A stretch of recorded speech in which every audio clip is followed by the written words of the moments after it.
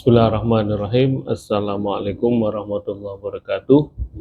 Jumpa lagi dengan kita di channel Peradaban Indonesia, yang pada kali ini saya akan melanjutkan lagi kajian kita tentang filosofi Al-Mahfuzat, yaitu eh, berupa untean kata-kata mutiara yang memang banyak dan sering diajarkan di berbagai pondok atau pesantren di Indonesia. Nah, ini akan menjadi lebih menarik lagi tentunya kalau kita mengupasnya ya atau mengulitinya. Yang pada kesempatan kali ini memang sengaja ada di satu segmen eh, podcast yang ada di channel Peradaban Indonesia, yaitu segmen filosofi Al-Mahfuzat.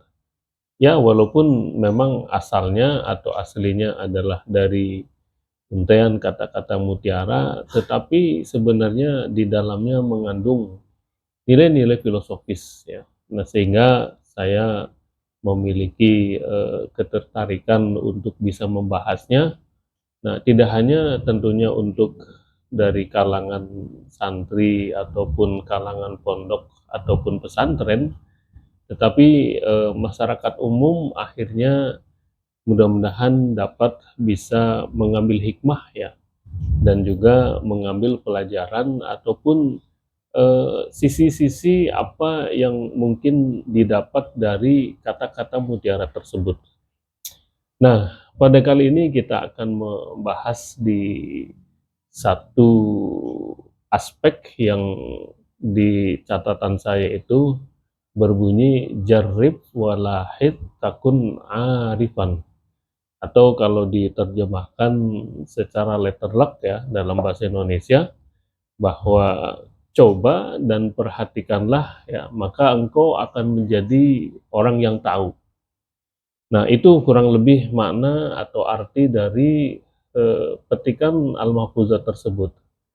Nah, tentunya di petikan tersebut yang membahas tentang bagaimana kita dianjurkan untuk mencoba lagi, ya, dan juga memperhatikan lagi, sehingga kita nanti di kemudian ya, akan menjadi orang yang tahu, orang yang paham, orang yang ahli, ya, orang yang mumpuni, orang yang akhirnya menguasai tentang sesuatu. Sesuatu apa? Ya, sesuatu apa saja.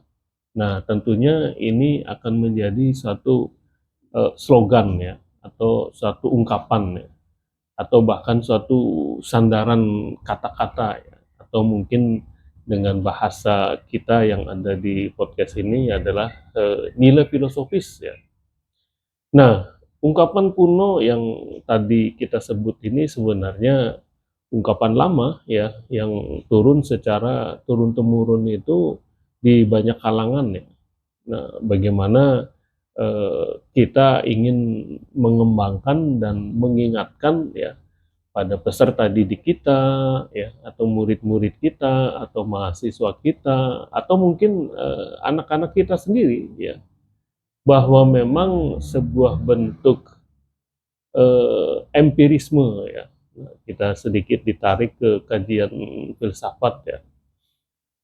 Pengetahuan itu ternyata memang tidak hanya sekedar diketahui oleh indrawi kita ataupun dinalar oleh akal logika kita, tetapi ada satu tahapan lainnya yang memang harus dilalui dan harus dihadapi oleh seorang manusia. Yaitu apa?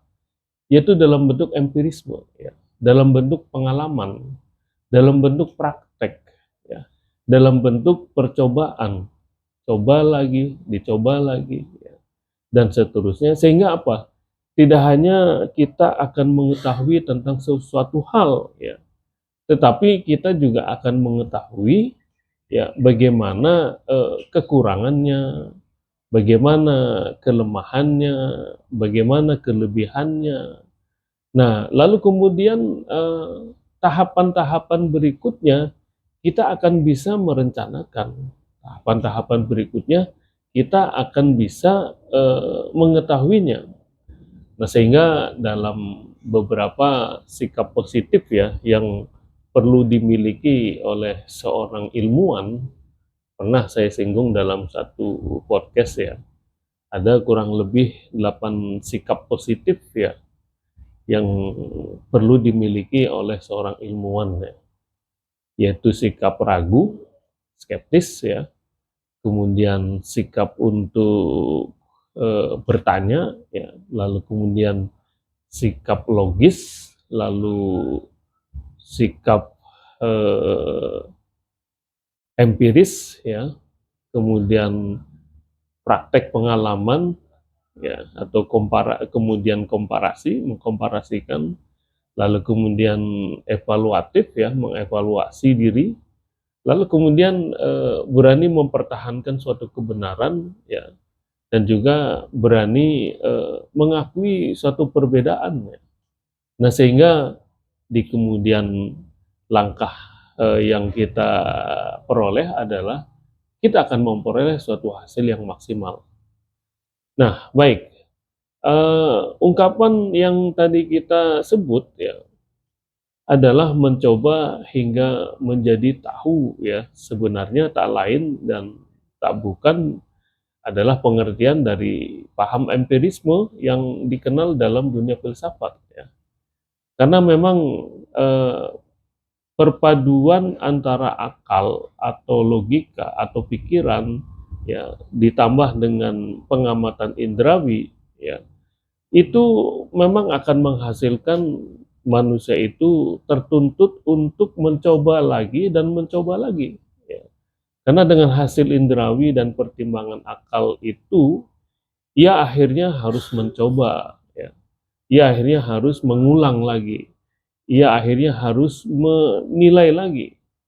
Nah, sehingga memang ini adalah konsep dasar ya. Konsep dasar dari suatu ilmu atau dari suatu pengetahuan atau dari suatu langkah ilmiah ya.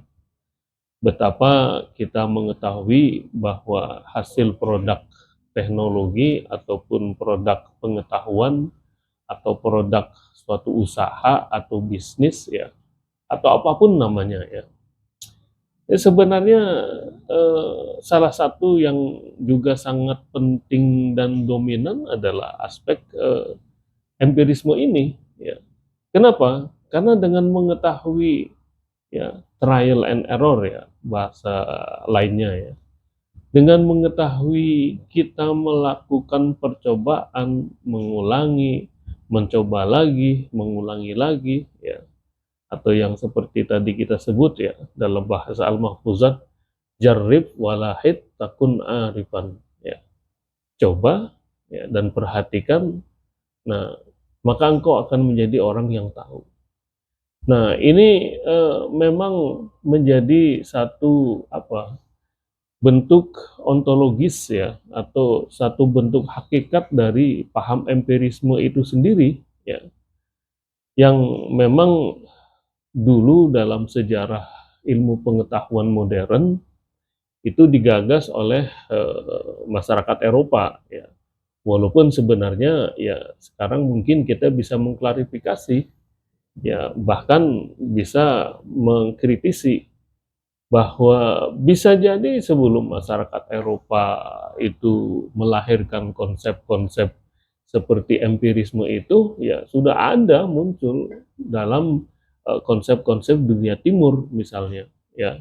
Ya seperti yang kata-kata kita bahas tadi ini, jarib walahid takun arifan ya. Kenapa saya mungkin bisa mensinyalir ya bahwa ini sudah terjadi dan sudah muncul sebelum masyarakat Eropa melahirkan konsep-konsep seperti empirisme. Karena jauh di abad-abad sebelum Renaissance Eropa ya, zaman kebangkitan dan revolusi Prancis ataupun revolusi industri sekalipun, dunia timur sudah menggalakkan berbagai macam temuan-temuan yang sifatnya ilmu pengetahuan. Ya, kita bisa mengenal ya bahwa penemuan-penemuan pemula yang dilakukan oleh para ilmuwan-ilmuwan muslim itu sudah terjadi dari sejak abad ke-9 ya, tahun-tahun 900-an, tahun 1000, tahun 1100, tahun 1200, tahun 1300. Ya, dengan jarak rentang waktu yang cukup jauh ya. Kenapa saya juga bisa menandaskan seperti ini? Ya karena memang dalam sejarahnya berbagai macam temuan-temuan yang diperoleh oleh para ilmuwan-ilmuwan muslim ya, atau ilmuwan-ilmuwan dari dunia timur ya, memang sudah beranjak jauh ya. Bagaimana temuan-temuan astronomi, bagaimana temuan-temuan dunia kedokteran, Ibnu Sina, Ibnu Rus, ya, Al-Farabi, ya, bagaimana temuan-temuan di bidang sejarah, antropologi, ya, bagaimana temuan-temuan di bidang mekanik sekalipun, ya, optik, ya, dan masih banyak lagi temuan-temuan tersebut. Nah, sehingga dengan kata lain saya ingin menggarisbawahi ya, bahwa konsep empirisme eh, sepertinya bukan dari awal segalanya, kurang lebih seperti itu ya. Nah, dengan berangkat dari kata-kata jarrib walahid takun arifan ya. Atau mungkin kita nanti akan bisa menemukan juga temuan-temuan yang lain ya. Tetapi yang pasti memang bahwa temuan-temuan yang sifatnya ilmu ya atau pengetahuan ya atau hal-hal yang sifatnya ilmiah memang secara realitas juga telah dilakukan oleh para ilmuwan-ilmuwan di dunia timur sebelumnya ya.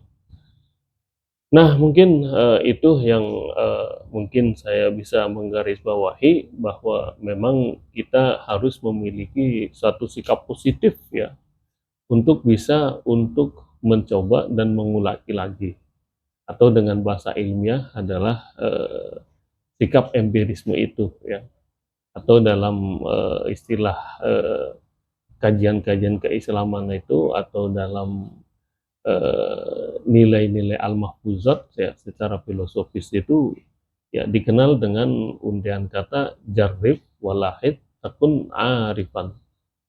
Cobalah dan perhatikan ya, niscaya Anda akan menjadi orang yang tahu, menjadi orang yang ahli, menjadi orang yang mengetahui secara persis. Saya rasa itu, dan mudah-mudahan Anda mendapatkan pencerahan ya, dan juga mendapatkan perbandingan buat kita bersama, sehingga dalam mengarungi berbagai macam pengetahuan, kemudian berbagai macam corak kehidupan, kita akan lebih banyak terinspirasi, salah satunya ya mungkin dari channel peradaban kita ini. Terima kasih dan assalamualaikum warahmatullahi wabarakatuh.